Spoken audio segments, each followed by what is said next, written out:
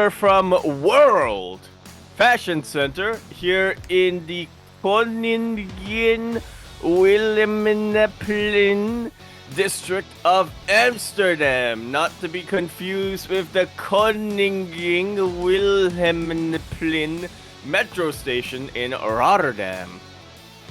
It's two places named the same thing. It's weird. We're here today with World Team League, Day 2 of Round 9. Normally Fridays are Day 1, but this week it's Day 2 of Round 9, and we are here today. I am, of course, your host, Yaku of Yakuzaku, and with me today is El Cocinero de Correr. Oh, we're gonna get straight into it. Okay, we're...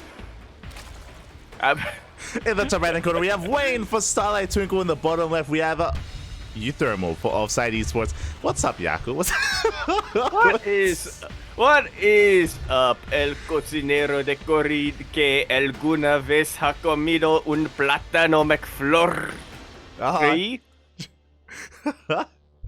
True. Hello, Yak. Hello, it's Crazy back once again for another day of WTL of World Team League. As you were alluding to with where we're loading in from, clearly we're in day number 2 of WTL, and we're here to embrace a fresh series, a fresh best of 7 between OFFSYDE Esports and Starlight Twinkle. Indeed, we are a very important match here as both teams are currently facing relegation into Code A next season based on the group how the group stage has been going so far, and I could be wrong. My math could not check out, which usually it doesn't. But I believe that the loser of the series, it's going to be confirmed that they will end up being relegated to Code A. Yeah. Confirm that for me, chat. The math is still up in the air on that one, but as you mentioned, they are both at the bottom, right? These are the current bottom 2 teams of the standings, so it is a brutal situation to be in, a brutal position for both Starlight Twinkle and OFFSYDE Esports. We wish them both the best of luck, as neither one wants to be relegated here, as you mentioned. There is still a chance to get out of this relegation position and try to swap places with some of these other teams, but they are both very, very close. Very, very much so. So there's a lot on the line here, and obviously whoever wins this, that's a little bit of a weight off their shoulders. That's one less thing to worry about, but the loser of this series is gonna be in a lot of trouble coming into the winter. Oh yeah. They really will be. For the time being, we're going to be settling in. It is going to be our initial pool first, actually pool first opener from Wayne. Meanwhile, uThermal is going to be playing his main race. As a reminder, uThermal Mark did often play random in the lead up to the start of the season, but like after a couple of weeks, he discarded that mantle of random. He's been playing nothing but his main race, nothing but Terran ever since. Yeah. He found out the problem. He learned his lesson. Exactly. Never again. Play your main race, Poppy. And he's been doing really well. Specifically, if you remember, he really impressed us with his TVT when he played against Oliveira. I would say that uThermal's TVT is like borderline world class. Like map of Oliveira, didn't he? Yeah, it's definitely his best matchup. And I think he went to the ace match against Ryung during Kung Fu Cup this week. So again, like uThermal, even take him up over Ryung, that says something. Yeah, Ryung, who has been known for years as the TVT sniper. Very few players who can consistently beat him in that matchup. Yeah, exactly. As we are going to be settling in for now, we do have our standard 1-on-1 follow-up here out of uThermal. Third CC's on the way though, so it's 3 CC before start. Force an economic start here out of uThermal. Not really embracing anything too crazy. I know that uThermal, he's known for like memeing a little bit, especially on his YouTube videos, but that doesn't always translate to his competitive play. He does like to spice things up every now and then, but for the most part, he does thrive in some more standard play as well.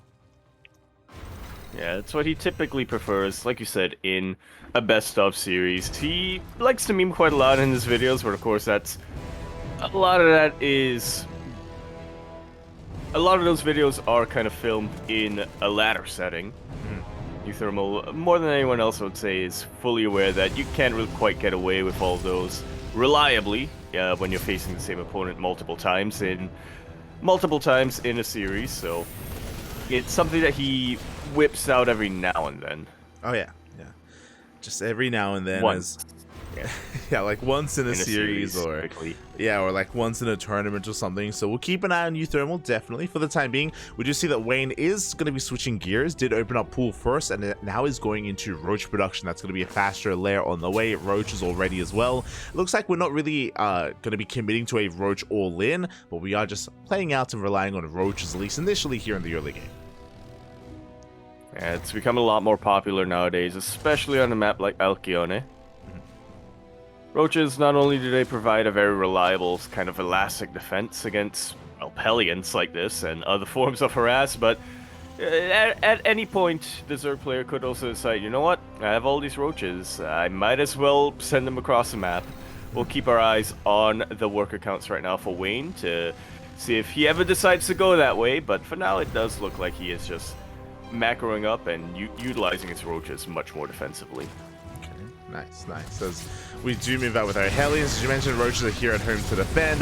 The Lings, they do dive on top of at least one of those Hellions, but we do dive in nonetheless. Where are the roaches? Ooh. Out in the middle of the map is going to be the answer to that. Drones do start lining up. 5 of them starting to get roasted already. And they line up again. 13, 14 drones go down. Devastating loss here for Wayne, and it's not over.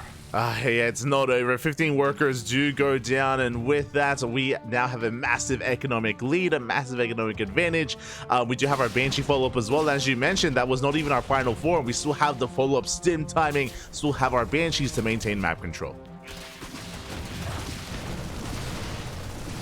Our Banshees to deal with the Lings. They are called the Oracles of Terran for a reason. We're even starting to get our, the rest of our production underway. Tank is not quite out yet by the looks of things, but it's about to be out, and that's really going to shut down any sort of aggression that Wayne can possibly throw uThermal's way. Yeah, exactly, as the aggression. I mean, again, Wayne, he's just stuck on his side of the map. He can't really do much across. uThermal looking strong so far, and again, is not taking any kind of counter damage whatsoever. Now it's Wayne playing catch-up. Yeah, and I gotta be honest, I worry for him. This is not at all the position you want to be on as a Zerg player, especially a Zerg player who was planning to just tech up and get to your next stage of play as quickly as possible. Wayne throwing down that early infestation pit. He is going to be able to get his hive. He is getting his Hydra Den on roughly an alright timing, but he's not going to be able to build anything from them for quite a while, specifically because he had to remake all of those drones.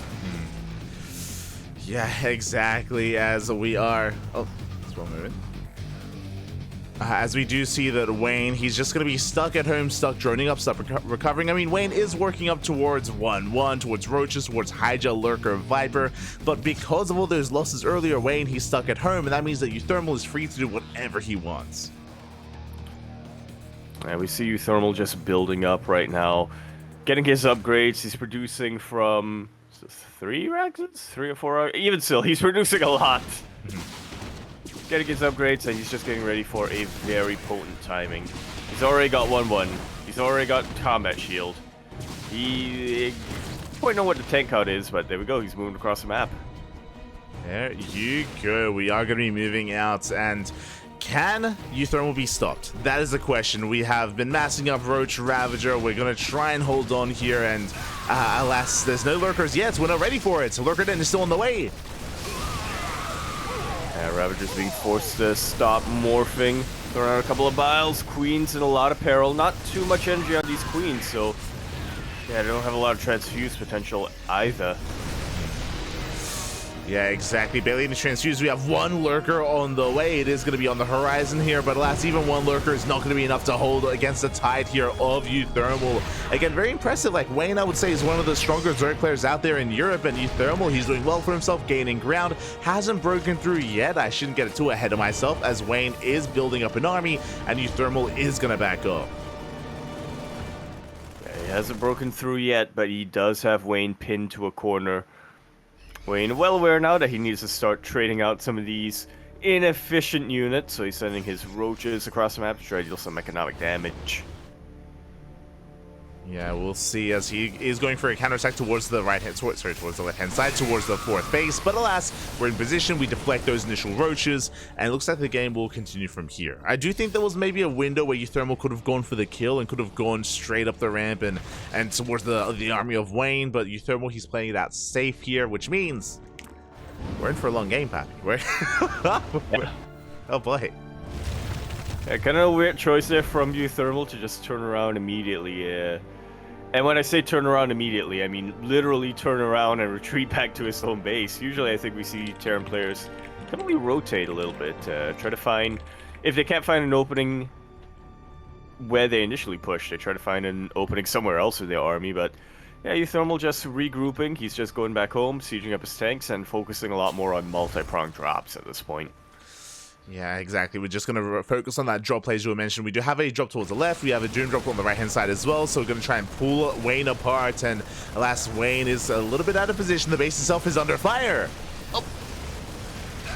Viper's forced to throw out a couple of parabombs and blinding clouds, which will about force uThermal to reposition, but it's not the best use of that energy, to say the least, especially when you have another army knocking down your door. Especially with the base still going down, right? That was a kill on the hatchery. The hatchery did full. Wayne, he's now on 3 bases. The Lings that tried to trickle on in. No Bailings, bear that in mind. The Lurker's not quite in position either. uThermal is going to be forced back, but Wayne is now down a base. Like so. He does have a gold, so yeah, I want to believe that it's not going to be the end of the world for him. Oh, these poor medevacs. Thankfully, they split. Yeah, medevacs are trapped in a corner, and Wayne is double expanding right now. He's taking the both left and right-hand bases as quickly as can be. Wayne is maxed out, bear that in mind, so he has a comparable army to work with, but still, a lot of that supply is stuck in roaches. Yeah, so it is very much so inflated supply right now. We're going to have to figure out a way to trade them out as quickly as he can. Now starting to recognize the folly of his unit composition, so we do see +1 melee on the way, but it's going to take a long while for him to get those upgrades and then start getting Lings and Banelings. Yeah, and uThermal making use of the fact that there's barely any creep on the left-hand side of the map, so we can just push right on up. The base is going to be denied. We have another drop on the right-hand side. Not too much to work with, but a drop nonetheless. Drones are going down, and uThermal is pulling Wayne apart, but the main armies are still quite potent here. Wayne can still try to go for a base trade, can still take a fight. Like so, he's throwing out a bunch of corrosive vials, and he will be able to take out 2 tanks, but it's a Liberator, Papi.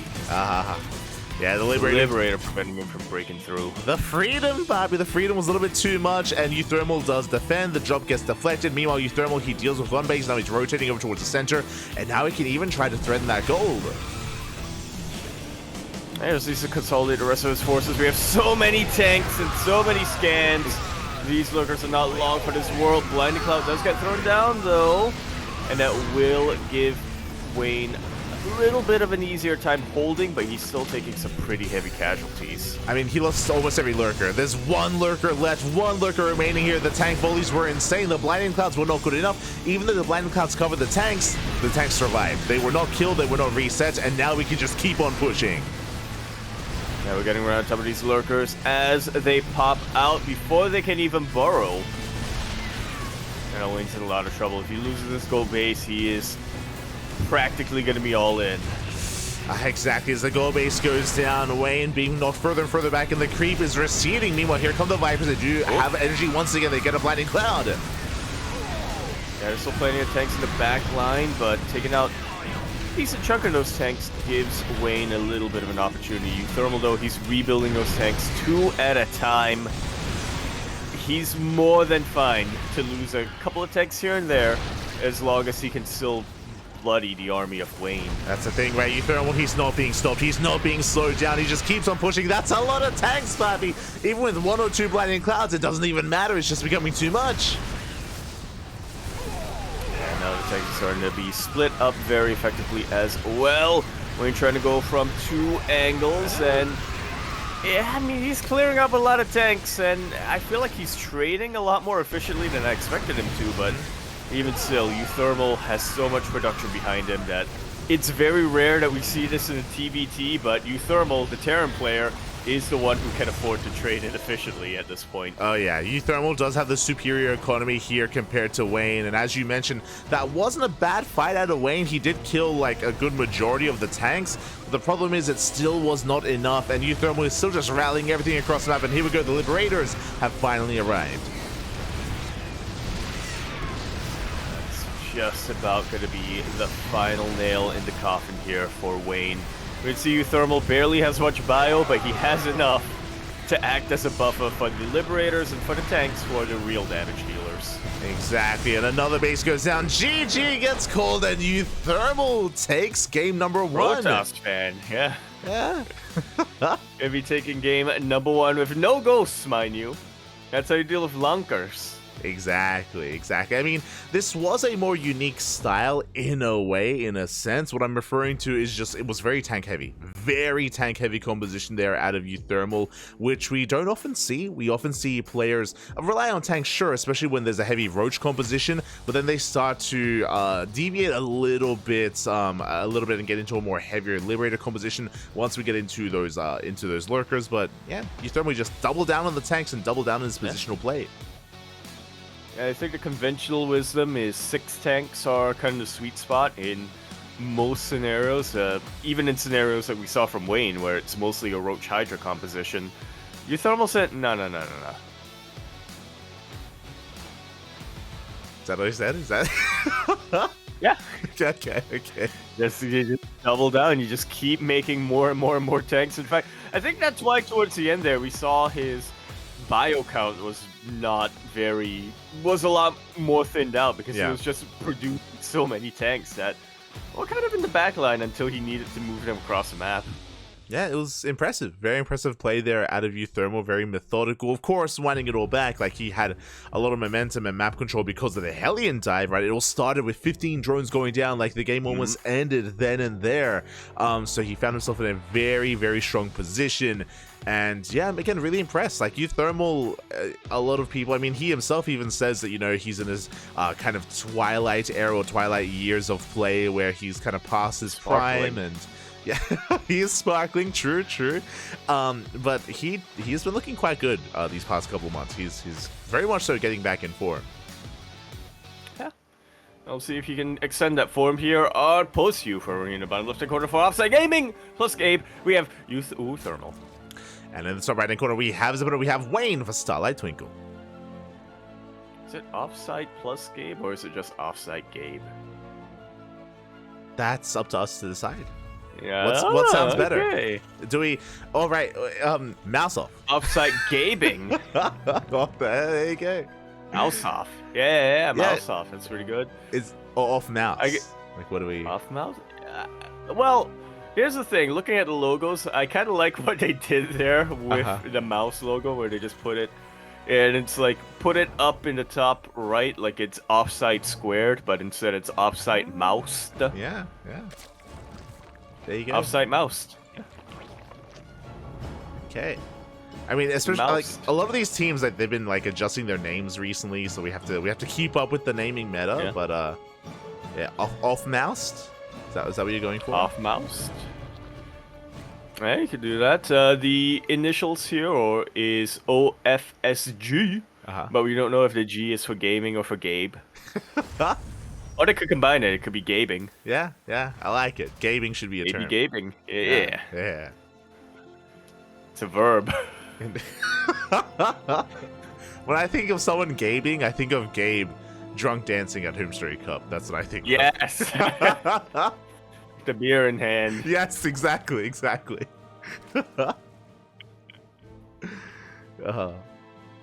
But as we're settling into our next game, a big shout out to Jadolf in the chat for resubscribing at the start of the broadcast for 32 months.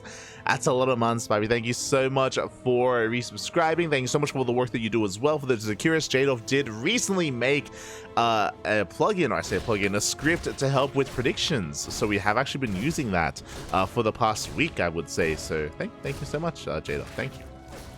Yeah, always appreciated. And if you too would like to present a script for us to use, subscribe now. There you go. uThermal, he's so washed now that he sparkles. True, true. You become so washed that you become unwashed. Yeah. Oh, no, that's what happens when you get scrubbed up and cleaned out. Yeah. You know? Yeah.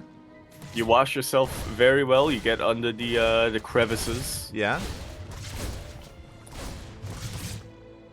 Saying uThermal, he's bathed, he's cleanly. Yeah. Yeah. It's good. Been hosed down. Yeah. Oh my god. God. Potentially. But we're actually settling into a really interesting game, you know, as we're talking about our current game state here. uThermal up in the series. Wayne is going for 2-base lair. That's a very fast lair. That's a very fast lair, and that's something you can get away with on post youth with that hybrid base. And now just keeping my eyes glued to those gas geysers. Yeah, I know what you want, Bobby. You're like, Tamutas, Bobby. Throw down the gases. This could be, as we do shut down the initial Reapers, this could be a Nidus-based all-in. This could be 2-base Muta. It could be 2-base into something crazy like an Infestation Pit. Gases are being taken. Are we going into the Mutas? Well, the lair's almost done. We're about to find our answer. Yeah, there we go. I mean, with 4 gases. Yes. There it is. You got it.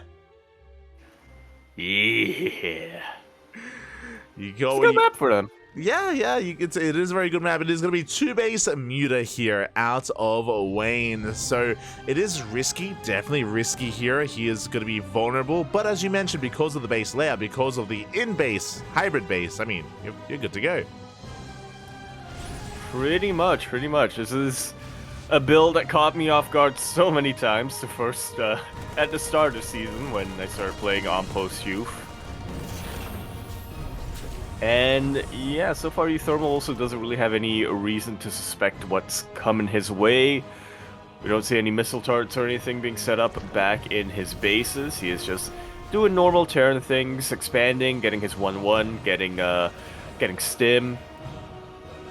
These Mutalisks can really mess up his day if the Marines aren't in position. Exactly. The name of the game right now for uThermal is Scout. Right? He needs to scout. He needs to figure out what the hell is going on and what was being done on 2-bases, because he also knows that he was containing Wayne for a very long time on a 2-base setup, as uThermal has his own economic advantage with his own 3rd base. 7 Mutas are on the way. Banshee's just now going to be dipping in, but again, we have not yet seen what's going on. No, we have not. The Banshee this time going to be following the Hellion, so yeah, not quite going to be diving into those bases, not quite going to be able to confirm the tech. Wayne has options right now. He can reveal his hand, take out this force, and then just zoom across the map, or he can keep it hidden a little while longer and really catch him off guard. And there we go, the Mutas have been revealed. We do see missile turrets now getting thrown down, but is it going to be enough? We'll find out. Exactly. As we get 3 SCV kills, we have the Mutas chasing down the army. Marines are going to be able to stand strong against this. We have to respect the Marines. We're going for the mineral lines instead. Turrets are still about to finish up in a couple of seconds. Ooh. Yeah, one of them thankfully set up here by the hybrid base, and it's just going to be enough to keep Wayne back. Yeah, the Mutas are deflected. The Lings will get some damage done on the low ground, but I mean, it goes both ways here. Like, the main base is looking quite well fortified here for uThermal. It doesn't take much at all to set up your defenses at both locations. Instead, we're diving on the main army. Yeah, these Lings getting a full surround on top of the Marines, and the Mutas once again going to be able to take out a missile turret. GG is called. Wayne going to be taking that game, going to be tying up our series 1-1. Finding back here for Starlight Twinkle. Yo, he's got places to be. Cheech. Probably the ace of OFFSYDE Gaming. Yeah, I would say so as well. As again, it was a partnership that we weren't really expecting. As it looks like the clean feed is a little bit dirty. Maybe we can get uThermal to get in there and we can wash it. Yeah, he can hose it down. But as you mentioned, HeRoMaRinE, Gabe, he did debut last week. Last week he did debut for his team. I think he went up against Classic, if I remember correctly, and I think they went 1-1. But Gabe, Yeah, Gabe, he is still a Titan. He's one of the best Terran players in all of Europe, and we expect great things from him. Likewise, though, Krystianer has been on fire as of late, and I would say has also kind of climbed the ranks quite quickly, quite heavily this year. Now himself, one of the best Protoss players in Europe. Yeah, definitely. At the very least, a contender for best Protoss player in Poland, at the very, if not Europe. Yeah, definitely. So we'll see how they compare with each other. I'm looking forward to it. I'm excited. And here we go. Jump into game one. We're in the top right, go to the Ghost River. We have our Blues, Terran player for offside, gaming. It's Gabe himself, HeRoMaRinE. And in the bottom left, we have Krystianer for Starlight Twinkle.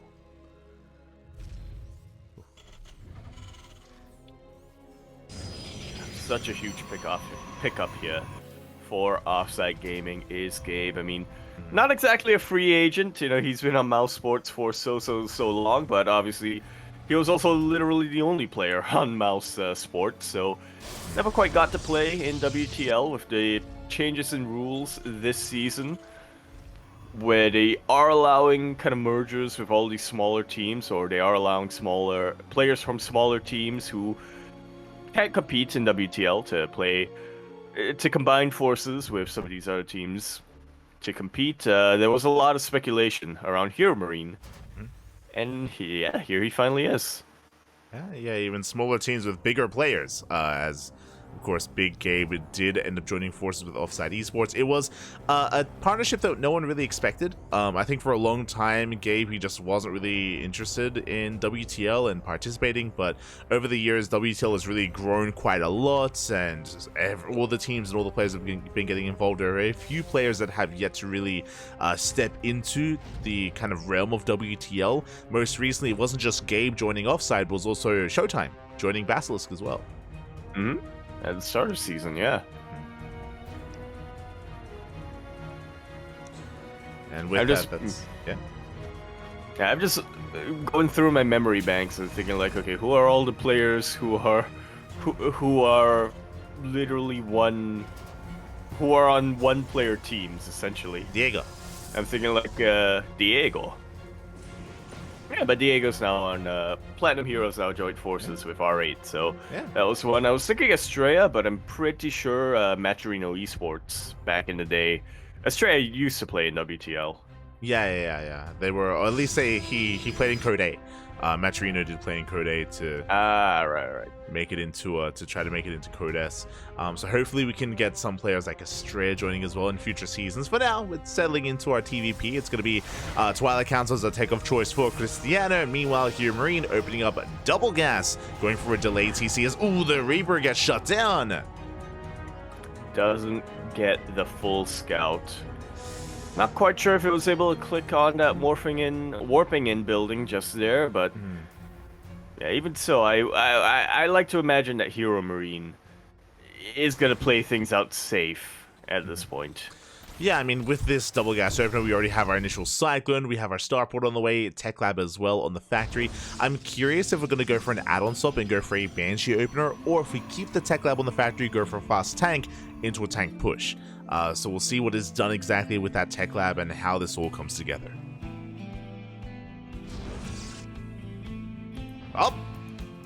Okay. That is not an upgrade we see too often nowadays in TVP. Yeah. That's not a unit that we see too often in TVP nowadays in general. The Cloaked Banshees coming out here from HeRoMaRinE. Yeah, it was one of the two options, whether it was going to be for the tank push or for the Banshees. Banshees is the answer, and we have seen this kind of Banshee harass and tank pushes as well, really embraced by the Koreans post IM Katowice, specifically Maru and Bjorn, they've been all about this. Clem has been embracing it a little bit as well, and clearly HeRoMaRinE also going to be dipping his toes into this opener. Now, the way this works here is that it's going to be coinciding with a tank push. We can choose to either use the Banshees to help support the tank-based army to move out across the map, or to harass at the same time.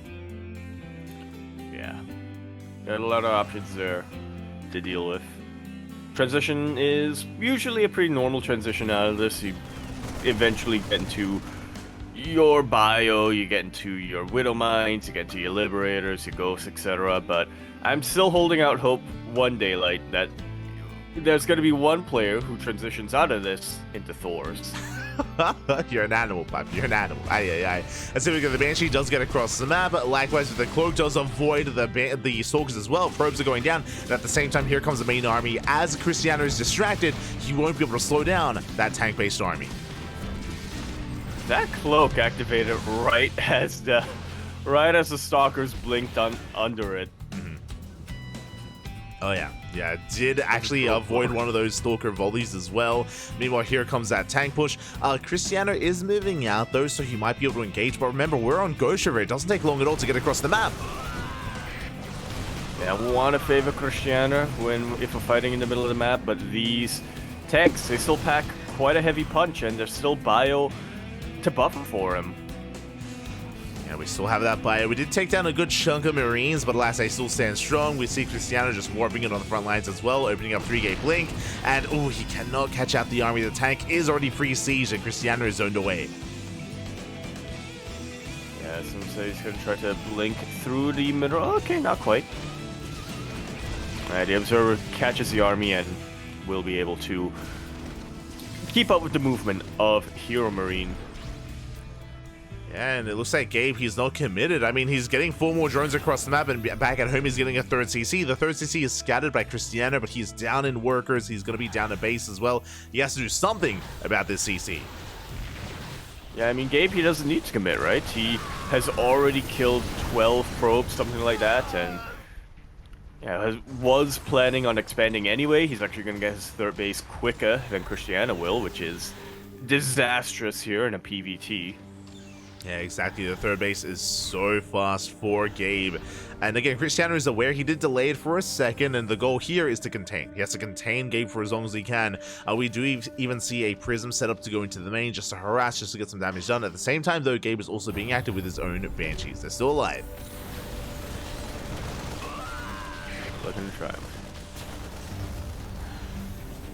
As, yeah, Krystianer just going to be doing whatever he can to reciprocate the damage, to harass across the map, but he's not getting too much, and HeRoMaRinE is just continuing to build up behind all of this. Much quicker defense here against the Banshees, but that's still 2 Banshees. They can still make short work of a mineral line, as we see with 5 of these probes going out in practically the blink of an eye. Yeah, 5 more workers going to be going down. Krystianer is going to be picking away at these Marines. Nice trades here with the main army, but again, his economy is still hurting. It's still in shambles. Getting his own 3rd base up and running, going for another gateway explosion, going and working towards Colossus currently, but still only working with Stalkers, and there's still a lot of pressure on Krystianer to get more economic damage done. Yeah, to put this into perspective, Krystianer is down 5 workers and doesn't have access to mules. He is able to pick off a tank, which is nice, but it feels like it's barely gonna crack a dent in the forces of HeRoMaRinE. Yeah, we still have 2 more tanks where that came from. Drop coming in from behind, getting 1, getting 2 SCVs, getting barely a 3rd, but oh, it's going to cost us 2 Stalkers. Not worth it here for Krystianer, trading 1 for 1 with those workers. And Gabe, he's soon to break out and soon to move out across the map. Yeah, Stim just finished up, concussive shells on the way. +1 is going to be done by the time we reach the other side of the map. Now, Krystianer did warp in a whole bunch of zealots. Charge is about to be done, and that can absolutely help out a ton here. Now, these tanks, I gotta say, for HeRoMaRinE are in a pretty safe position, all things considered, and he has the Widow Mine in the back line, but even still, you don't want to underestimate the power of these zealots. You don't, but there's no shield battery. No shield battery, no overcharge either. As a result, this store base is so exposed, and the base is going to go down. Krystianer recognizes that there's really nothing he can do to keep that alive. Charge finishes up after the base goes down, which is never a good feeling. I can tell you that from experience. Yeah, like Krystianer, he shuts down the tanks, but it's after the base has fallen. Now we're getting on top of the juicy center here. The Stalkers, the Colossus, they all go down. GG gets called, and HeRoMaRinE takes game number 1. He do be Gaben. GG. Nicely done here. Once again, that Banshee tank push. I mean, we didn't really get to see the full impact of the tank push as it was chased away in the middle of the map, but obviously that's kind of the strength for this build, right? You're not just relying on this one push to deal damage. You also have your Banshees. You have more versatility here compared to if you were just building up towards one ground force push. Yeah, exactly. And HeRoMaRinE, he was just able to pull Krystianer apart left and right, and Krystianer just could not handle the aggression there on such a small map. But now it is Krystianer's map pick of choice, and we're going to be loading into Oceanborn. It is a larger map compared to Ghost River, and as a result, Krystianer will have a bit of a better chance, a little bit more breathing room here, and a chance at redemption to fight back. Indeed, he shall. Am I blind, or is Oceanborn like the opposite of Ghost River? In the layout here, in the thumbnails here. Because yeah. I sure. They look like opposites here. Sure, one zigs, the other zags. Yeah. Exactly. Yeah. Ghost River is like it's zigging vertically. Yeah, but vertically. Oceanborn, it's zagging horizontally. Yeah. There you go. Just enamored. True. So what happens when you're on the D-Gen brain. Sleep schedule. Like, wait, I did not sleep well last night. I slept very well. I just didn't sleep very long. Anyway, Here we go on Oceanborn. Now in the top left-hand corner of the map, we have a blue Terran player for OFFSYDE plus Gabe. It's Gabe himself. And bottom right, we have Krystianer for Starlight Twinkle. Here we go. We are going to be settling in, and for the time being, we are just not going to be going for anything too crazy. There's no SCV, no probe out on the map. And again, I imagine Krystianer just wants to just get control of the game and just have a much more comfortable start to be able to show us what he's made of. Again, Krystianer, he's an amazing player, but he just wasn't really able to get comfortable in game one. No, he was not. Banshees kind of caught him off guard, and yeah, unfortunately, he didn't quite have everything he needed in position. I mean, he had the Stalkers in position. But unfortunately, the Observer, I think, was rallied across the map to scout, and then it had to turn around. And Ghost River is a pretty short map, but when you're in the middle, there's the time to travel back home still allowed Gabe to get a lot of damage done. Yeah, exactly. Again, the Observers, or I should say the Banshees, can do a surprising amount of damage real quick in this matchup, just because it's very out of meta, right? Like, you don't often need to be in position here for these Banshees with your Observers, with your Stalkers, and very quickly things can go awry. So it's a very strong start for Gabe. We'll see how things follow up here as we're getting into game 2.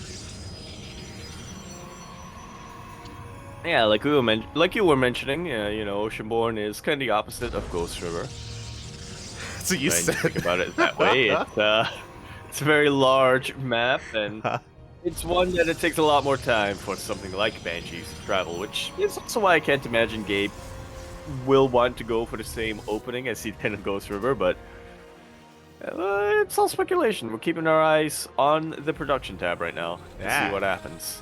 Exactly. As you said, Gabe, he is the best Zerg player in all of Europe, and now he's going to be out here off racing, and we'll see how he does. No, I never said that. I never said that. I said he was the best Zerg player in Brazil. Okay. After Eric. True. Not wrong. But we'll see where our players take us. As for the time being, it's going to be once again a double gas opener out of Gabe, going for a faster Cyclone. This can lead into a 1-1-1, and from there, you know, the world is Gabe's oyster. And once again, we have Krystianer opening up Twilight Gates. Yeah, once again, sticking to the standard and more versatile opening here that Protoss has. I have to wonder earlier on in game number 1 if, because Krystianer did go for a little bit more aggression. He did push out across the map with a Warp Prism, and I have to wonder how much of that was the fact that he felt pressured to push because HeRoMaRinE did so much probe damage, and how much of that was actually his original plan from the get-go. Yeah, because as you mentioned, right, like, there was just so much pressure on Krystianer, so he had to. Didn't find much damage, but I was able to pick off a tank and a couple of SCVs at least, so we'll see if he's able to replicate that success, even exceed it, and do even more, and even minimize losses. For now, we see the Tech Lab was not switched to the Starport. Tech Lab stays on, and that is a fast tank out of HeRoMaRinE. This time, it's not going to be a Banshee push. This time, it's going to be a tank drop. Yeah, once again, something we don't see too often in TVP nowadays. But we have these flyboys, I guess, of Terran, Bjorn, Maru, Clem, and HeRoMaRinE now, who just like to bring it back a lot more. Yeah, just a really aggressive start to the game, and the goal here would be to pick off straight pylons to apply pressure, of course, to the natural. Here we go, we do have our first drop moving out across the map, but we have continued tank production back at home. And HeRoMaRinE even following this up with a Liberator. This is going to be very committed. Wow. And Liberated tank push after the initial Cyclone Marine drop. This is, like you said, just very committed from HeRoMaRinE. Very aggressive play, which I suppose would kind of... Here's the thing. I will never get used to HeRoMaRinE playing aggressive. Like, for years, I think ever since 2017, 2018, HeRoMaRinE has been named for himself as being a very aggressive, a hyper-aggressive Terran player. I will never get used to it. I will always remember the HeRoMaRinE of 2016, 2015, who was just a bit more passive and just very reactive. Yeah, it's a new game, and it's a new, experience here in WTL as well, and we'll see how he does perform. Meanwhile, Krystianer, I believe he opened up 4 gate blink. I believe he's got 4 gateways back at home, and he's moving out across the map, very committed himself. HeRoMaRinE is still actually set up back at home. He has yet to move out completely, so he's ready for this. At least he has his tanks in position. Yeah, or does he? As of course, with no anti-air, it's very easy to just drop right on top of the tanks. One of them goes down. He may have another one in the back line, but yeah, it's going to take a while for him to get it in position like so. There we go. We warp in 4 Stalkers at a time. We have a massive warp in here into the main base of HeRoMaRinE. Once again, we dive in. Once again, we focus down the second tank. And with that, 0 tanks remaining. At the same time, we have a Liberator moving out across the map, but we are in position likewise, going to be able to focus it down. We're not without losing 8 probes.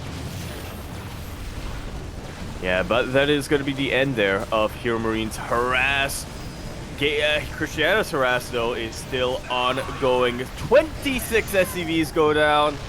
And I gotta tell you, even with mules, that feels pretty dang game-ending. That is a lot of damage. 26 workers. Ay. Krystianer, he did take some losses himself, but he did reciprocate that damage. What I will say, though, is that HeRoMaRinE has quite a large army, and now he's going for a counterattack. Now, there's a lot of pressure on Gabe to move out. Oh, no, he's not. He's main-harding the boys, which is kind of pulling them. And we do reinforce across the map. Hopefully we recall back home. We'll see if we can in time. We'll see if we can survive the eventual push here of Gabe. That we shall. We do have Stim. Stim finished up a little while ago here for Gabe, so something he can absolutely utilize. The boys are now being pulled as well. I'm liking this from Gabe. He recognizes that, wait a minute, money has no value. I don't need to mine. And he's sieging up in the natural. We're still warping in across the map. No defensive warp-ins out of Krystianer. He has nothing at home to defend. And he does not, and he's going to have nothing to warp in either, as the gateways start getting depowered. Yeah, gateways are being depowered. We get into the mineral end as well. Probes are going down, and I worry now for Gabe. I mean, Stalkers have a lot of potential. They have a lot of micro potential, true, but at the same time, we don't really have that much of a force to work with, and we don't have any kind of defensive advantage either. There's no more shield batteries being set up or anything like that. The main base has fallen. And we are committing to the base trade full on now. Krystianer now racing back home. Doesn't quite have a recall available. I like that he is taking that ninja base to try to keep himself alive. This is a decent setup here from HeRoMaRinE. I mean, Gabe, his army is split up, so we can try to pick away at this. We do catch a Cyclone, catching some Marines as well, so very nice positioning here by Krystianer, just abusing how spread thin Gabe is.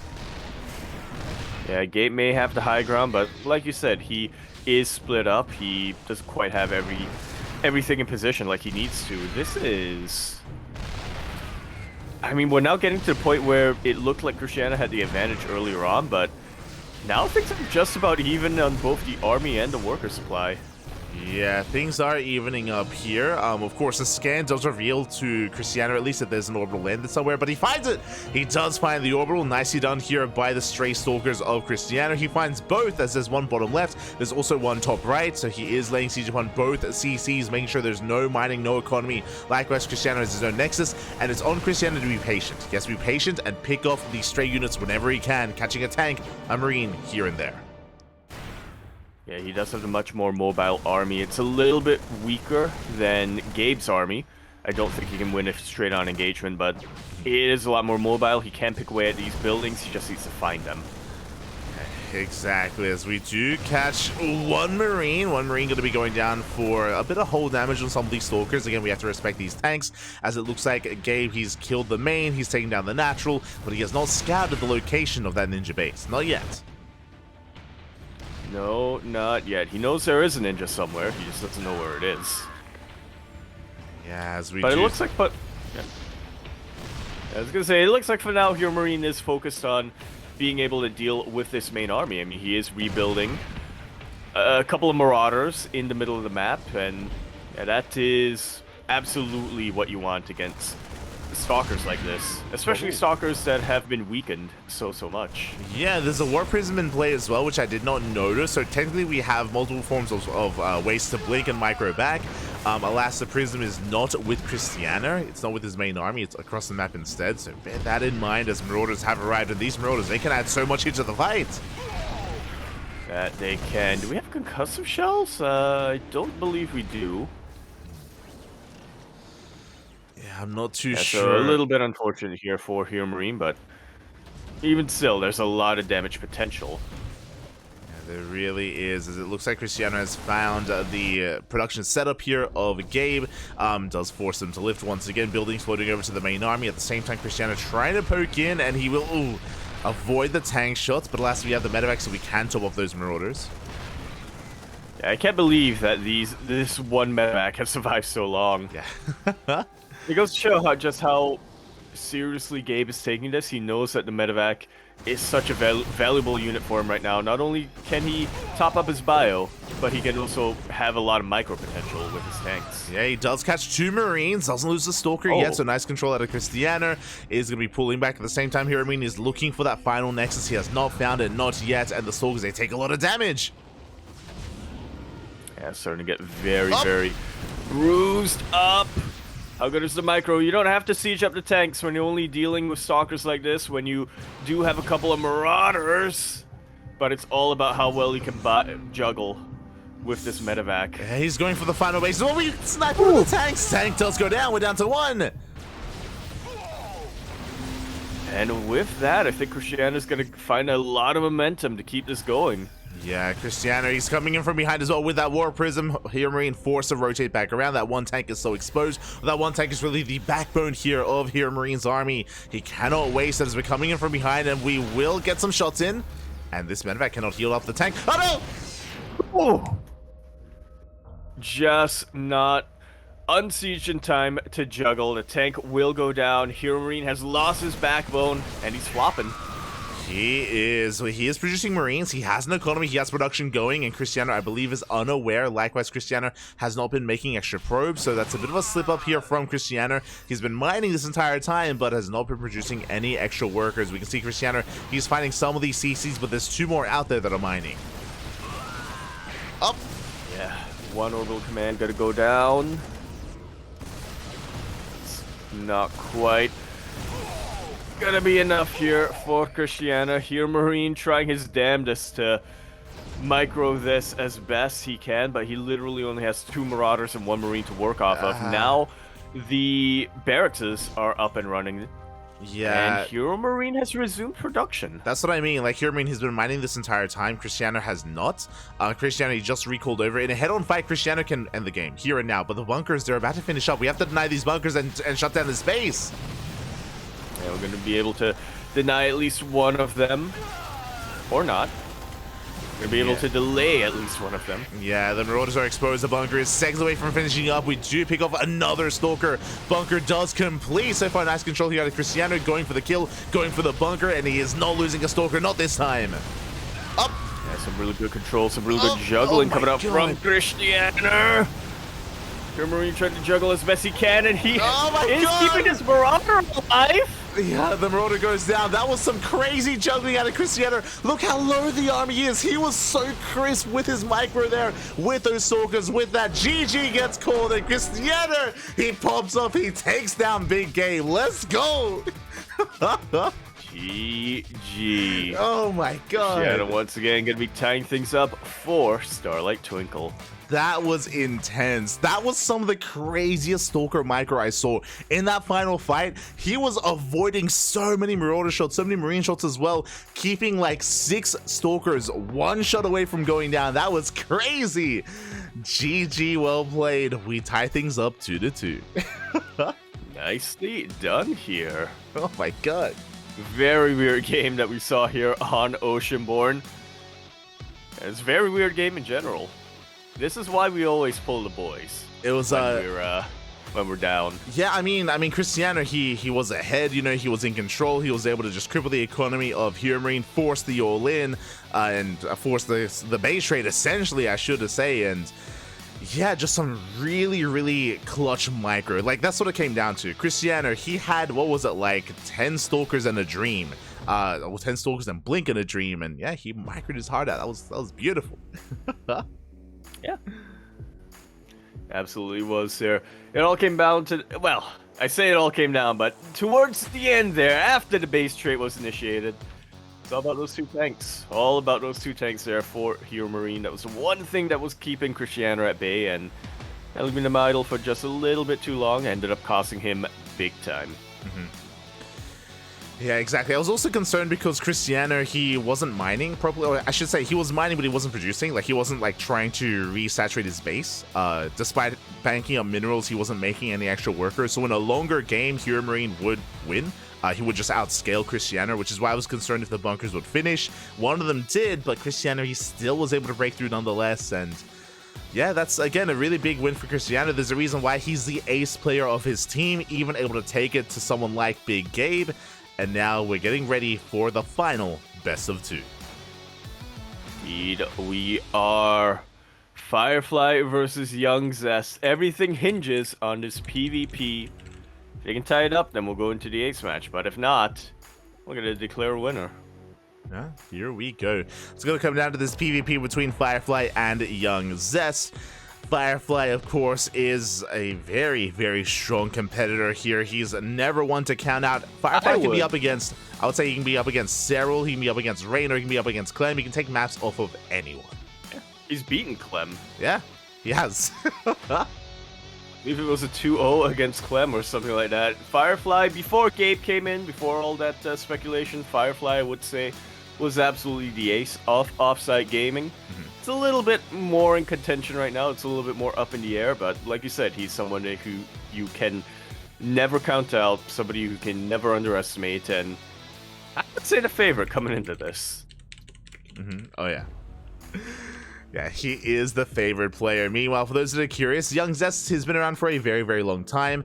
I don't think he goes by YoungZest anymore. I think he goes by Potato in game, but here we go. We're jumping in, and in the top right-hand corner, we have Firefly for OFFSYDE Esports.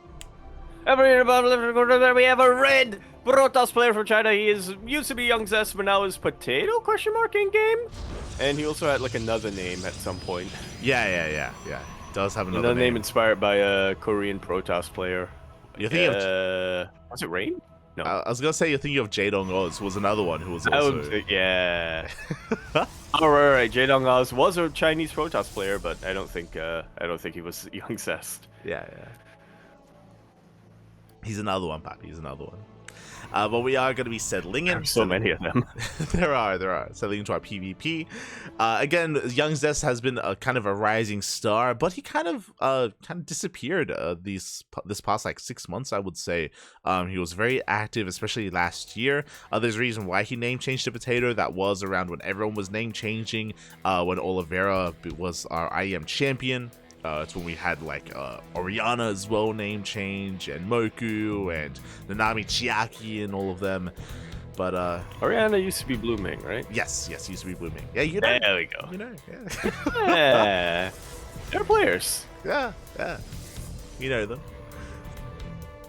But now we are going to be settling in, and I would still favor Firefly here, but there's a lot of hype around Starlight Twinkle here tonight. I mean, with Krystianer taking a map off of Big Gabe, suddenly we have a chance for an ace match. We can pull it off. Yeah, there's a lot of potential here. There's a lot of momentum that's been halted, I would say, from Offside Gaming. I mean, that was a very huge victory here for Starlight Twinkle from Krystianer. So now things are a lot more up in the air. YoungZest, I think, might be feeling a lot less pressure right now, because he only needs to win one to force the ace.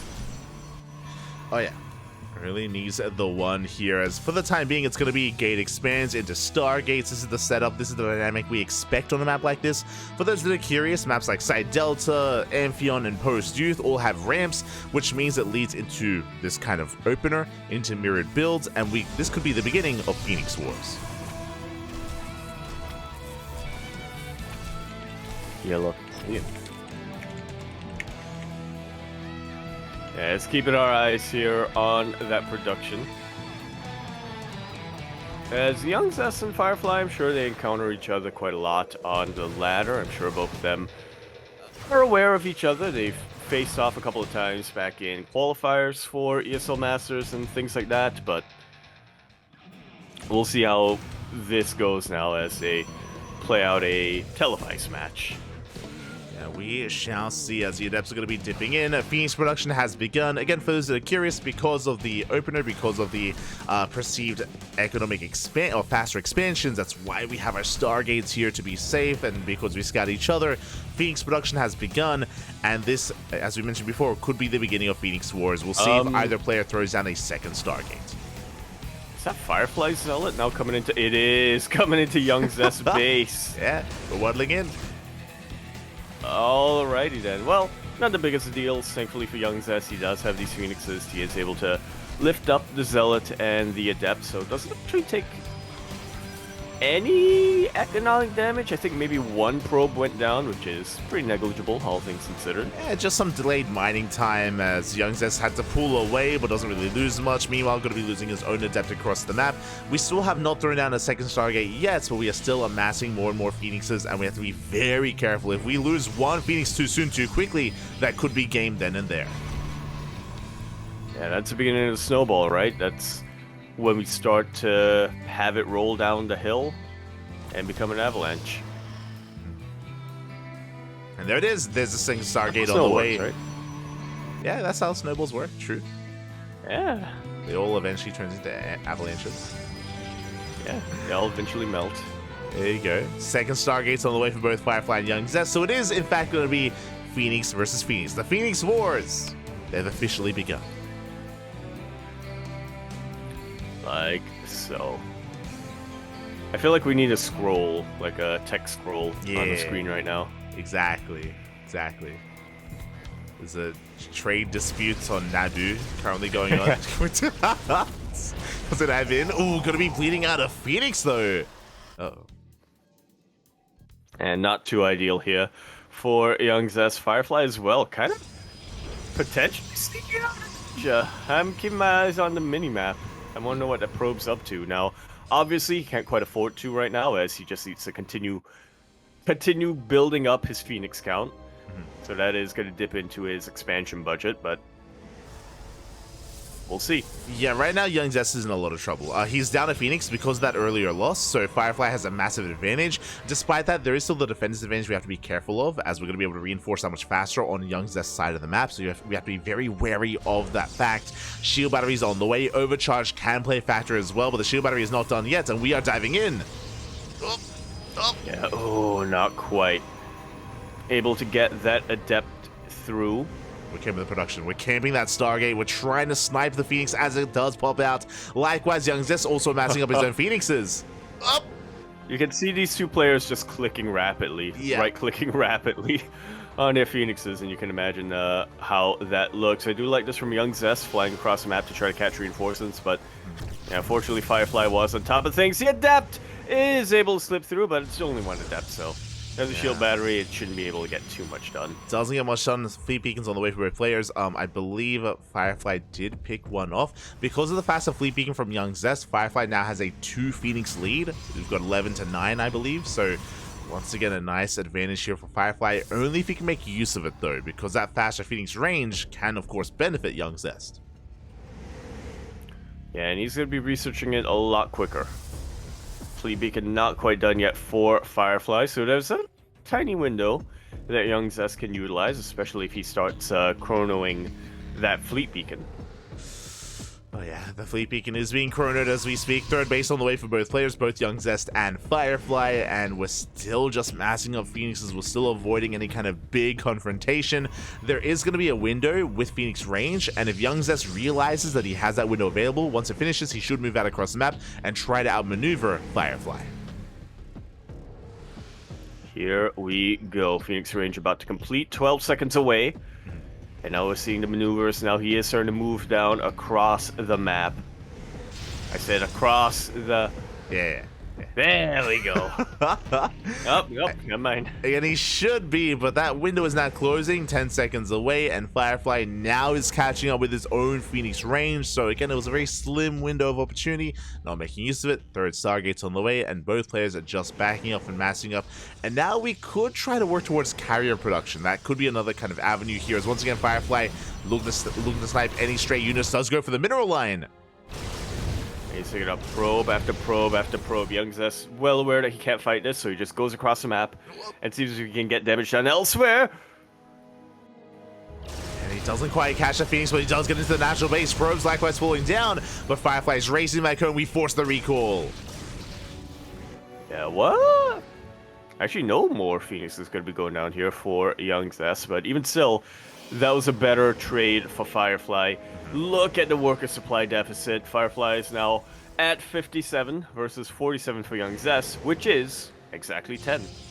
Yes, we do have a big economic lead for Firefly, but here comes the mothership. And here comes another big window and another big timing. What does the mothership do? It does allow you to cloak. And right now, there is 0 detection for both players. So this mothership timing, where we can dive in, cloak the Phoenixes, and overwhelm the opponents, is massive. Firefly needs to scout this, and once he does, we need an Oracle. We need to morph in an Oracle for the Revelation. Otherwise, we could just end the game here and now with the mothership timing. Yeah, we'll keep our eyes peeled on that. I mean, Firefly does have a lot of Phoenixes, but they don't really do a lot of damage against motherships, against any sort of armored unit, really. Mm-hmm. Especially one with as much health as a mothership does. Yeah, the ideal would be to maybe force the cloak early, like force it to be a little bit premature, and then by the time the army gets across the map, it will be too late. But here we go. Here comes that timing. Mothership is moving out alongside the rest of the army. At the same time, Firefly going for the mineral line. And YoungZest does not respond. He knows that he cannot... He could potentially save the mineral line, but that's not his win condition right now. His win condition is to just go across the map and take out as much as possible. Utilize his mothership to the as best he can. Yeah, right now the win condition is to kill these workers and camp the production. If we can camp the production, then oracles cannot be produced, and then of course the Phoenixes of Firefly cannot engage the army of YoungZest. Like so, we do see an Oracle now in production for Firefly, but again, it's in production. They are in production, and not out just yet. And there's also no other. The rest of the army is also cut off here. YoungZest just going to camp the production, actually splitting up his forces, which I'm not sure how ideal that is right now for him. Firefly not going to be recalling. Yeah, the thing is, like, he can see Firefly's army, so he knows he's safe. As soon as he sees on the mini-map that the army comes back home, he has to bring everything together, right? Like, we can't get away with that. As we came to the production, oracles are going down. No revelations being used. Again, still no detection. And that means that I want to give the edge to YoungZest here. I know Firefly is up in supply right now, but that's only because his workers are still mining, his workers are still alive, and they're all about to go down. Like so. Well, he recalls! Yeah, recalls into the main base, actually takes out a decent chunk of Phoenixes over here. Yeah, half of the Phoenixes, actually. Yeah, my God. He did it. He recalls in time. YoungZest was not paying attention. He lost half his Phoenixes. It was off camera, but it did just happen, and now we have to recall the hell out of here, and now Firefly has an economy and has a massive Phoenix lead. That was such a patient play as well here from Firefly. Was worried for him. I mean, he took out 60 workers, which was good, but then he kind of hesitated. He kind of hovered outside of the natural base of YoungZest for quite some time. Once Firefly realized that, hey, YoungZest is focusing a lot more of his attention on my natural base, now I can recall, now I can deal with half of his Phoenix count, and now there's nothing on me. This mothership can literally do nothing right now. It doesn't have cloak available, and it's on half health. Exactly. With that, Firefly has done it. Cannot engage currently with Cloak being activated as he's being zoned away, but once it runs out, he can just dive on the main army. Again, just to reiterate what just happened, Firefly, he recalled, he caught half the Phoenixes. YoungZest did not realize in time that there was a recall in play, and that cost him the army. That cost him all of his Phoenixes then and there. Yeah, and it's really not a whole lot holding Firefly back at this point. Again, I appreciate how patient he's being. He knows that he can't dive. He knows that if he dives on top of the mothership, he might be able to win, but at the same time, it's also a huge risk. He might end up throwing his own Phoenix army away. And so he just wants to make sure that he doesn't want to throw away his lead. He just wants to make sure that when he does dive on top of his army, he can dive in with the certainty of winning. Yeah, exactly. With confidence, but with confidence, as he has almost double the Phoenix count of YoungZest. He could try to go for his own mothership or try to get into his own carrier. There it is. Mothership is on the way for Firefly, so he's just being as secure as possible. He doesn't know how ahead he is. He doesn't know exactly how little mining there is for YoungZest, so he's playing it safe. Doesn't want to throw it away. Yeah, when you're ahead, just keep getting ahead, and when your opponent has a mothership, get your own mothership. Yeah. There you go. Wise words. Yeah. Who said that?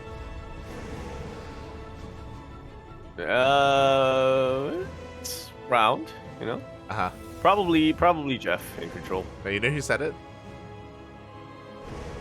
Rain. I do. Rain.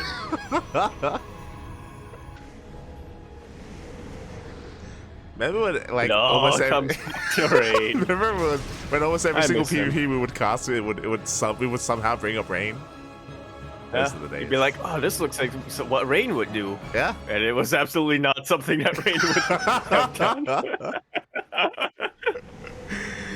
It always comes back to Rain. Okay, as we dive in, we two-shot the mothership as well. Oh my god.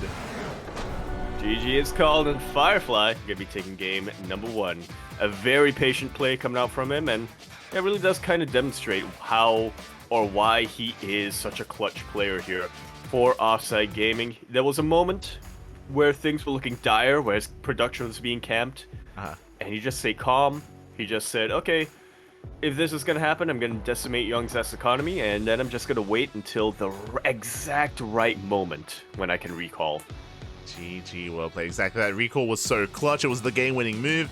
Meanwhile, I don't want to call him out too much, but looking at the cams here, looking at Firefly, I've seen this before, mate. As a fellow degen, that is some room. That is some Oh, solid it is hair. Yeah, that is some solid bed hair. Like Firefly, he just got out of bed. Yeah, like I don't want to call anyone out here. I get the message. Like I see. But yes, I noticed it with you too. I noticed it. Like this morning when we actually could have our cams on. Oh, I say this morning. I mean 2 hours ago, which was when I woke up. Oh no. The T-Gens. T-Gens. Like this is. Can you really say that you're playing StarCraft if you're not on that D-Gen schedule? Think about that. Exactly. Really, he knows his priorities. Okay, we don't need to, you know, get out early and embrace the sun. No. We got StarCraft to play. Yeah, this is priorities. You know, it's best to start your day with the match, right? Yeah. Because then things can only go up from there. Oh my god. Right, true. Win or You lose, start with the things can only smooch. go up. Yeah, you start with the smooch, Exactly. and then you can embrace the day. Exactly. You know who said that? Rain. As we like to know, Oceanborn, top left-hand corner of the map, we have our blue Protoss player for Offside Game. He is Firefly. Bottom right, we have for Starlight Twinkle, YoungZest. Here we go again. We did embrace Phoenix Wars in the last game, but this time we should be seeing some standard openers, some 2-gate openers, because there is no ramp coming into the natural. Yeah, we should be seeing things a lot more defensive here coming out in our PvP. Sound like a little Nintendo. It looks like it, yeah. It looks like one of those like mini systems where it's Yeah. like. I know there's one that's being sold now, which is like. It is licensed technically, but it has like indie games on it, so it doesn't have like old games. It's not like an emulator thing or anything like that, but yeah, there's one of those like mini consoles that you can buy nowadays that is loaded with indie games that I think the indie devs have to like, you know, set it up. They have to register and whatnot. But yeah, that's the cool thing. It's a handheld. I don't remember what it's called, and I feel so bad about it because it's such a cool concept. But it is something. These like mini consoles are becoming pretty common nowadays. Yeah, I remember a couple of years ago there was the official Nintendo did it where they sold like little mini NESs and SNESs where they had the ROMs of all their old like titles on it. Yeah. They did one with Zelda where it was like they had Zelda, the original Legend of Zelda, Zelda 2, and I think Link's Awakening. Pre-installed that. I don't know why I was saying like a couple of years ago they had like the emulators when literally Nintendo years ago before I was born they started this with the whole Game & Watch thing. Yeah, there you go. The whole Game & Watch handhelds, yeah. They were ahead of the curve. Yeah. They were streets ahead. Speaking of streets ahead, Firefly throwing on that proxy Stargate. Let's go. We do have the proxy Stargate across the map. Not going to be an all-in, just to harass. Yeah, and we'll see if what he's able to get done with this. YoungZest, unfortunately, not rallying that. Okay, he's rallying it. Yeah. He will be able to scout. Beautiful. Zell's moving out for that scout, as he did notice that the pylon was missing with the probe scout, so was aware that something was wrong. It could be a real, could be a fake proxy. No, he re-rallies! No! Yeah, YoungZest, he had it right, he had it on lock, but alas, he does doubt himself. He re-rallies that Zealot. He will not scout the proxy. Now, as a reminder, again, as we mentioned, this is not an all-in out of Firefly. This is just a way to get an economic lead, an economic advantage, but the problem is that YoungZest has no idea. That's a Phoenix! It's gonna be that much more vulnerable. Phoenix is coming out from Firefly, which... Okay, that has a lot of potential here for Firefly. He can lift up a unit and allow his adepts to then go ham. And he's actually going to be waiting for the other Phoenix to pop out. The intercept is real. Again, Firefly saw the Stargate open of YoungZest, so he's going to shut it down. The Oracle does nothing, and he's being forced back towards the main base. There's a shield battery in position, but lastly, we're just wasting burning energy on that shield battery. At the same time, adepts, they do not get in. Just barely in time, YoungZest does wall off. Yeah, nothing shoots up here for YoungZest. A couple of Phoenixes going to be popping out for him now, but yeah, Firefly will just perpetually have that advantage. Yeah, Firefly does have the Phoenix lead, and you know, I thought we were done with the Phoenix Wars, but now I think we have to commit. Firefly is still going to be ahead, but he has to be very careful with how he engages because of that shield battery, because of the overcharge. Yeah, it's not quite as straightforward as a normal Phoenix War, where you can just dive in and get a ton of damage. Oracle going to be zooming across the map. It's not going to be too useful back home here for YoungZest, so yeah, I do appreciate that he's going to be using it to harass instead. Yeah, is moving out, so Phoenixes are out of position. They're definitely going to be shading in towards the natural. At the same time, the Oracle does hit the natural as well, and probes are going down. Yeah, can we get a recall? Here's a recall. Being forced out right now, and Firefly taking quite a lot of economic damage pretty early on. Yeah, that's going to be 7 probes falling. He did get 3 workers across the map, but alas, forced a recall. Still has not killed the Oracle. The Oracle lives to fight another day, and we even shut down those depths as well. So very nice defense so far here by YoungZest. Does take a worker lead. Yeah. It was good from Firefly, right? He does take out 3 probes across the map. Unfortunately, 3 is less than 7. Wow. That's mad. If you didn't know that, chat. Yeah, I bet you didn't know that, chat. Huh? You know what? I only learned that like yesterday, last night. Yaku, myself. He graduated. I graduated, yeah. Yeah? From higher education. Exactly. Higher education. Good. I learned from Skylar. God. Oh no. If you know, you know. As we are going to be settling in, YoungZest going for a second Stargate. Again, I swore we were going to be avoiding the mass Phoenix Wars, but no, we're here again. It's happening. There must always be a Phoenix War. Here we go, the Phoenix Wars. Somewhere out there in the Netherlands, just smiling to himself, and he doesn't know why. True, Rotterdam is very happy. He's very happy about this. He's big smile and other things as well. As we do catch a Phoenix, not bad. Oh. Yeah, really nice pickups here from Firefly. I really appreciate his patient control. Somehow able to herd these Phoenixes out of shield battery range, and man, he is punishing that. He's so hard right now. Can't pick up production. He able to take out another Phoenix. That's not even a Phoenix that popped out. Mate, Firefly is bullying YoungZest. That was crazy. That was some very crisp control here out of Firefly, taking down Phoenix after Phoenix. The stacking was insane, and YoungZest, he just crumbles. Yeah, I mean, he doesn't have enough to fight back against all of this. Firefly, he has enough to one-shot these Phoenixes despite the shield battery, or two-shot the Phoenixes despite the shield battery, and that's very fast attack rate on these Phoenixes as well, so two-shotting doesn't take a lot of time whatsoever. GG is called, and Firefly, the clutch player for Offside Gabe, is able to win this for his team. GG. Well, I thought you were having the thingy, but I did. I Discord. That's all good. GG, well played. Yeah, I'm telling you, there was an update recently. They did stuff. But GG, well played.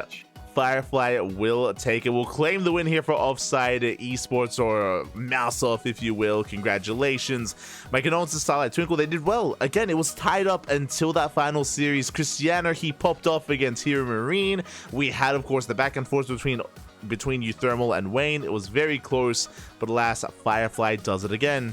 Again, he was the ace player for good reason for his team. Yeah, we got some of it.